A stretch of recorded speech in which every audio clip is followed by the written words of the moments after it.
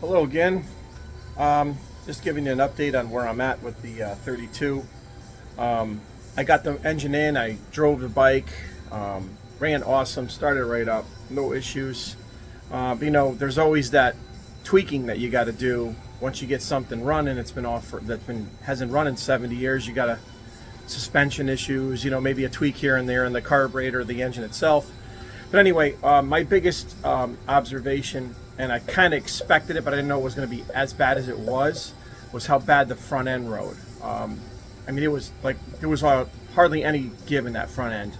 Now, I rebushed the rockers and I did the whole bearings and all that. All that's done. But I noticed that when I put it together, that my front,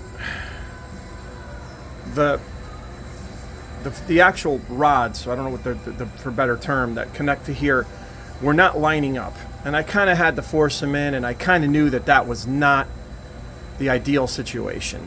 Okay, so I made a tool to check and see, to give you a further background information. I'm falling apart here. When I got the bike, that hole was oblong.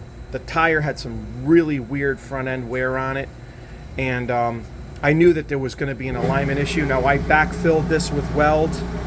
I set it up on my Bridgeport. I lined it up. I drilled and I bored a new hole, and it's pretty much good. I mean, it was good. I mean, the bar straight went through. There's no play in it. It's nice and snug.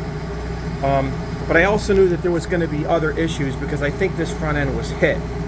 So again, I made this tool so that I could check and see how much of a variation I had here. So I'm trying to get this together, but unfortunately I only got one hand here free. Okay, so what I noticed at the time was I had about 25 thousandths here and another 25 here, and on this side it was about a little bit less, maybe 10 or 15, and equally 10 or 15 here, which obviously showed there was a little bit of a skew in the ends of these forks. And I also noticed that using my tool, when I put it, you have to forgive me, when I put the tool together tight, again, I only had one hand, and I would squeeze this, and when I went to go put the bar in, the bar looked something like that because of the odd angle that we had here. Obviously it was a little skewed, and it was obviously the further distance you go, the further the skew will be. So I racked my brain as to how I was gonna set this up. So what I decided to do was to true it up and try to invent another tool which would correct this angle. So what I did was I came up with this. As you could see, I just used it yesterday. And how this works is I drilled 2 holes into that. This tool slides onto, I got another, once again, I only got one hand.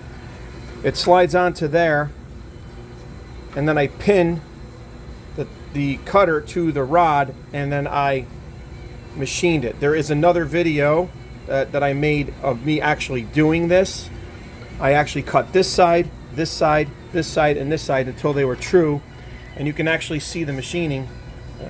See if I get a better shot. As you can see it, it's nice and true now, all the way on all four sides are like this now. And now, when I put my my rockers on, they line up. This side came out beautiful. I mean, this side just goes right on.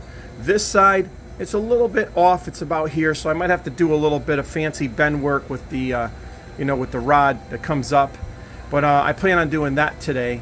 But the front end should glide like butter now. And as a matter of fact, yesterday when I test fitted it, even if I push this on a little bit with some tension, I could literally move this front fork with my hands, like with a lot of pressure, but I can actually get movement out of it. So it's very well aligned at this point. So what I'll do is I'll show you what it looks like together. Okay, so now the rockers are back on, and as you can see, the bushings are brand new. The motion is beautiful. Okay, now if you look at this, you'll see how it doesn't really want to line up. Okay, and this side, on the other hand,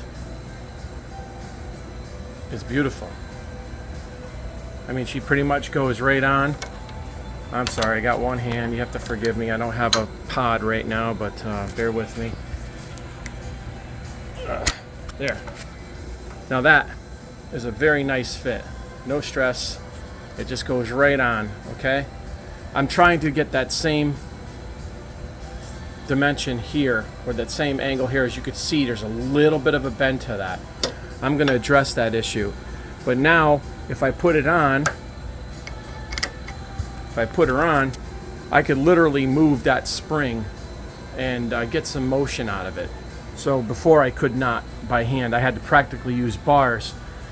But that's pretty much how I straighten that out. And now, to get the axle shaft, you'll see how the axle shaft lines straight up with no problem. Straight in. No problem at all. No stress on that at all.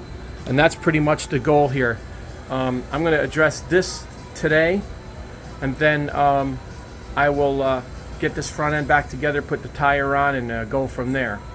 I'll show you once again what it looks like when the tire's on and the flexibility of the movement.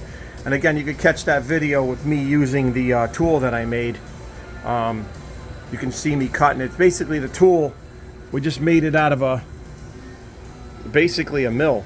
We cut a mill. A good buddy of mine is a machinist, and he cut the hole in it. He put the pinhole in it for me, and basically our idea worked like a charm. So if you need to true up your forks just that little bit, you might have to pay somebody to do that for you if you're not a machinist, or you have a friend who's a machinist and can do it for you. You could pretty much true up that little bit of a skew that you might have on the end of your forks, especially after you may have welded them or repaired them. You might have to true them up a little bit. And that tool, I tell you, it works like a charm. So anyway, you'll see it when I got it back together again, okay? Hopefully this helps you, and I'll be back. See you soon.